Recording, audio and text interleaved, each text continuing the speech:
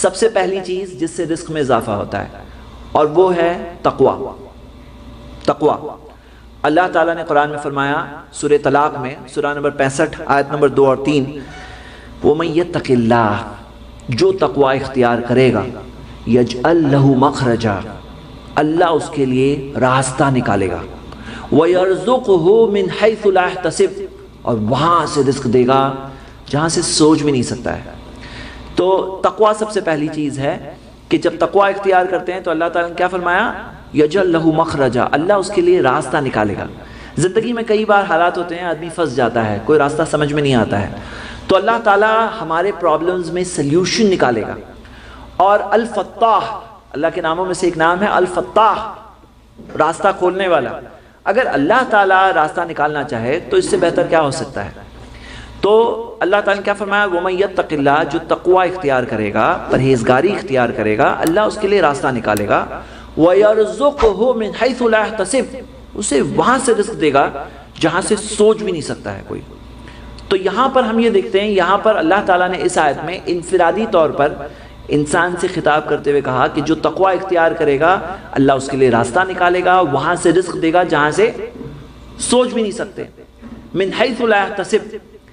میرے بھائیوں دنیا کے لوگوں کی اکثر سوچ یہ ہے کہ پیسے کا معاملہ جب آیا نا تو پیسہ جب سامنے ہے تو کچھ نہ کچھ کمپرومائز کرنا ہوتا ہے. بہت سارے لوگ ہیں جو حرام چیزیں کرتے ہیں اور سمجھتے ہیں کہ یہی کرنا پڑے گا کوئی راستہ تھوڑی ہے راستہ ہی نہیں ہے. تو ہاں بظاہراً کبھی کبھی راستہ نہیں دکھتا ہے لیکن اللہ تعالیٰ جب راستہ نکالنا چاہے تو کون روک سکتا ہے. میرے بھائیوں یہاں پر ہم یہ تعلیم دیکھ رہے ہیں یہ فرسٹ پوائنٹ کو ہمیں اپنے ذہن و دماغ میں اپنے عقیدے اپنے سوچ کا حصہ بنانا ہے اور وہ یہ ہے کہ تقوی حاصل کرنے سے تقوی اختیار کرنے سے اللہ تعالیٰ یرزقہ اللہ تعالیٰ یرزقہ رزق دیتا ہے من حیث لا یحتسب وہاں سے جہاں سے سوچ بھی نہیں سکتے.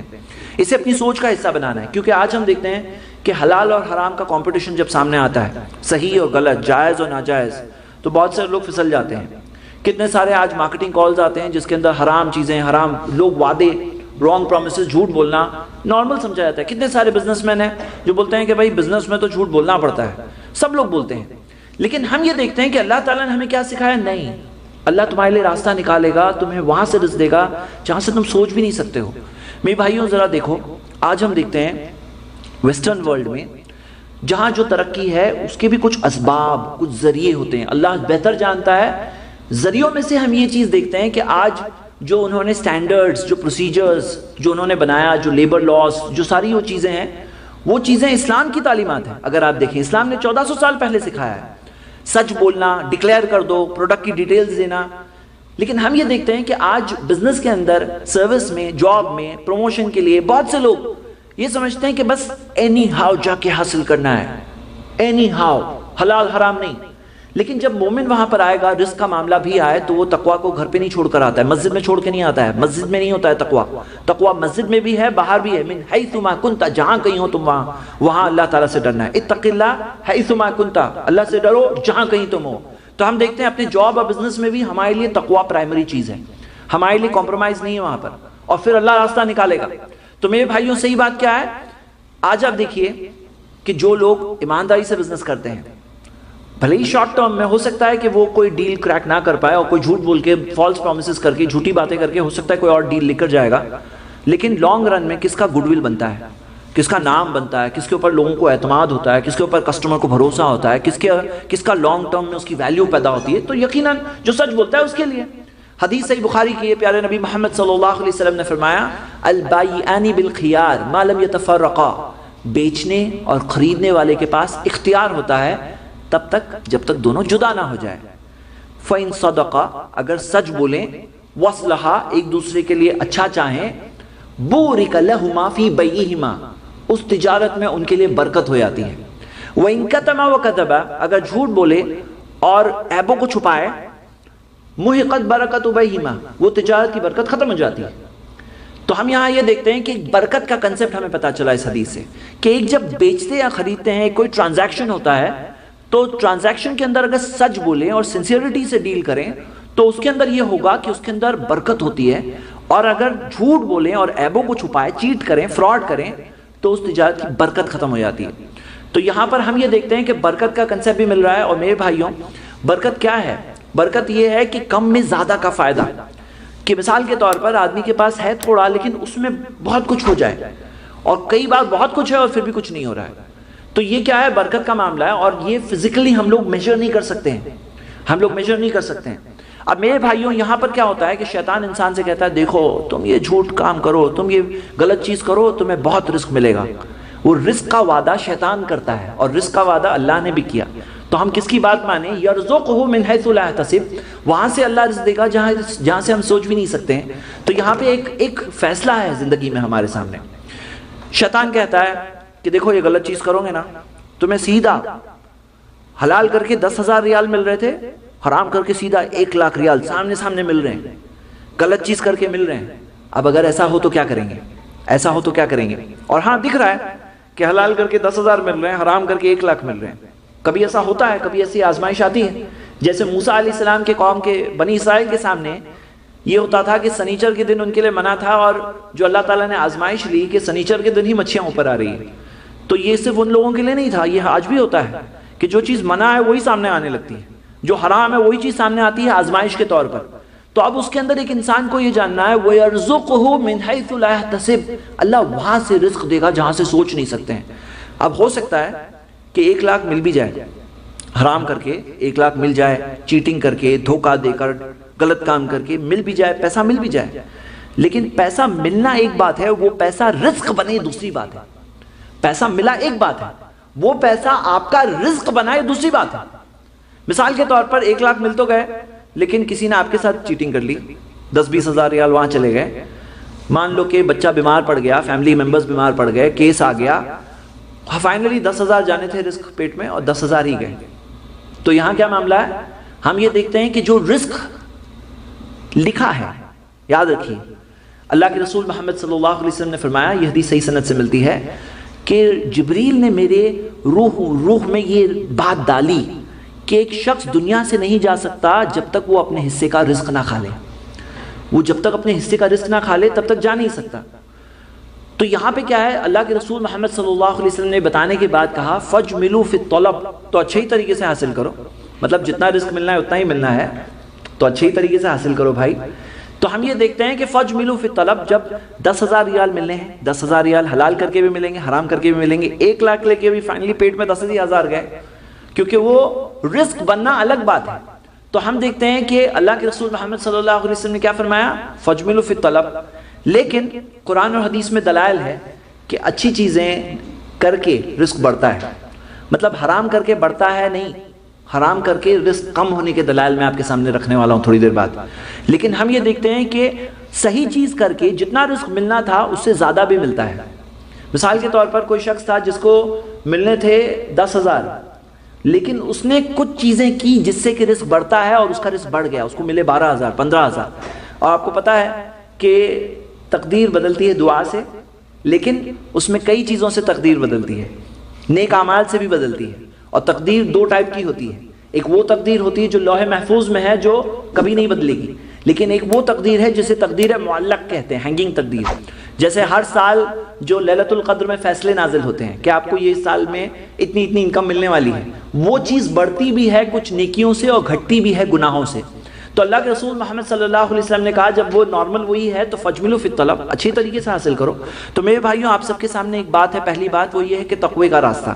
اب آپ اپنی زندگی پر اپلائی کریں کہ آپ کی زندگی میں کہاں پہ تقوی میٹر ہو رہا ہے. ہو سکتا ہے کہ کوئی شخص نے بینک کا جاب لیا ہو، سودی بینک، اور سود حرام ہے. اور صحیح بخاری کی حدیث ہے کہ اللہ کے رسول محمد صلی اللہ علیہ وسلم نے فرمایا کہ نبی صلی اللہ علیہ وسلم نے لعنت کی، لعنہ رسول اللہ صلی اللہ علیہ وسلم آکل ربا، سود کھانے والے پر، وموکلہ، سود کھلانے والے پر، وکاتبہ، سود کی انٹری کرنے والے پر، وشاہدین، دونوں گواہوں پر، وقالہم سواء، کہا یہ سب کے سب برابر ہیں. تو ہم دیکھتے ہیں کہ یہاں پر کیا ہے؟ سود کی انٹری کرنے والے پر، وکاتبہ، کاتبہ. تو آج انٹری کے میتھڈ چینج ہو رہے ہیں. تو یہاں پر یہ کیا معاملہ ہے؟ آدمی جائزہ لے کہ کیا صحیح ہے کیا غلط ہے. ہوں گے غلط چیزیں آئیں گی سامنے، لیکن وَمَن يَتَّقِ اللَّهَ، جو تقوی اختیار کرے گا، يَجْعَل لَهُ مَخْرَجًا، اللہ اس کے لیے راستہ نکالے گا. یہ بات ہم دیکھ رہے ہیں، یہ پہلی بات ہے. ایک اور میں آپ کو دلیل سامنے رکھنا چاہتا ہوں، سورہ اعراف کی آیت ہے، سورہ 7 آیت نمبر 96.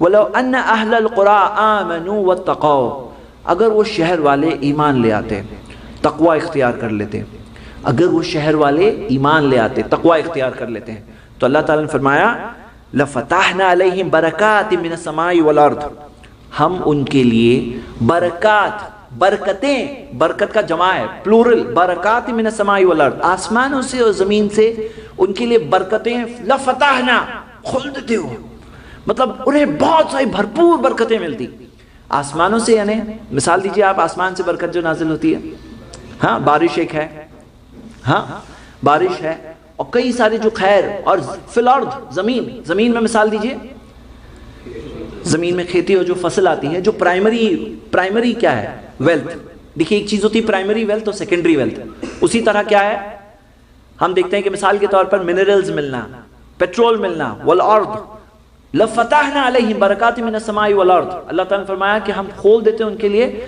آسمانوں اور زمین سے برکتیں۔ تو ہم کیا دیکھتے ہیں کہ اللہ رب العالمین کا وعدہ سچا ہے، جو اللہ تعالیٰ نے فرمایا وہ یقیناً سچا ہے، اس بات میں کوئی شک ہی نہیں، اور اس میں اور بھی قرآن و حدیث میں دلائل ہے، لیکن بات سمجھنے کے لیے میں سمجھتا ہوں اتنا کافی ہے۔ بہت سے لوگ یہ کہتے ہیں دیکھو، اگر تقوی چھوڑ کر آدمی کے لیے پرابلم ہوتے ہیں، تقوی اختیار کر کے آدمی کے لیے یہ سب چیزیں ملتی ہے، تو تقوی اگر نہیں اختیار کرے تو ہم دیکھتے ہیں اگر وہ گناہ کے کام کریں تو اللہ تعالیٰ نے جو نصیب میں رزق رکھا ہے وہ ملے گا، جو آزمائش کے طور پر ہے۔ اور اللہ رب العالمین نے یہ دنیا کی زندگی میں امتحان میں کئی طرح کے امتحان رکھے ہیں، فائنل اصل زندگی ہے آخرت کی زندگی، اور یہی اس بارے میں صحیح انڈرسٹینڈنگ ہے۔ میرے بھائیوں، سورہ زخرف کے اندر ایک مثال اللہ تعالیٰ نے فرمائی ہے، سورہ 43، سورہ زخرف آیت نمبر 33 اور 34، کہ اگر ایسا نہیں ہوتا کہ سارے کے سارے لوگ مل کر ایک امت بن جاتے، سب کے سب لوگ ایک ہی تھاٹ کے ہو جاتے، اگر ایسا نہ ہوتا، مطلب سب کے سب لوگ یہی ایک ہی راستے پہ ہوتے، کون سا ایک راستہ؟ غلط راستہ۔ تو جو کوئی اللہ تعالیٰ کا انکار کرتا، اللہ تعالیٰ اس کے لیے چھت، چار چیزیں ذکر ہیں، چھت، سیڑھیاں، دروازے، بیٹھک جو پلنگ ہے، وہ سب کے سب چاندی کے، وَالزُخْرُف، اور زخرف سونے کے لباس، سونے کے زیورات وغیرہ، یہ سب کچھ اللہ تعالیٰ دے دیتے اسے جو کفر کرتا، مطلب کفر کرنے والے کو اللہ تعالیٰ یہ سب دے دیتے۔ کیوں دیتے؟ کیونکہ اللہ کے نزدیک اس کی ویلیو ہی نہیں ہے، ہمارے نزدیک بہت ویلیو ہے آج، لیکن اللہ تعالیٰ کے نزدیک اس کی ویلیو ہی نہیں ہے، کیونکہ اصل بات یہ ہے کہ بہت بڑی زندگی آگے ہے نا۔ فیکٹ یہ ہے کہ وہ قیامت کا دن، فرسٹ ڈے 50,000 ایئرس کا دن ہے، 50,000 سال کے برابر دن، اور ہمیشہ کی زندگی۔ اور ایک مثال سے آپ اگر سمجھیں کہ نبی صلی اللہ علیہ وسلم سے صحابہ نے پوچھا کہ جنت کیا چیز سے بنی ہے، تو اللہ کے رسول صلی اللہ علیہ وسلم نے فرمایا لبنۃ من ذہب و لبنۃ من فضہ، ایک اینٹ سونے کی اور ایک اینٹ چاندی کی، آلٹرنیٹ، سونے چاندی کی اینٹوں سے بنی ہوئی جنت۔